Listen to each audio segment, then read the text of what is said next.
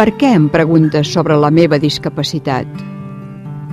Pregunta'm, si a cas, sobre la meva capacitat de treballar, de viure, d'estimar, de pensar, de crear. No em diguis minusvàlid.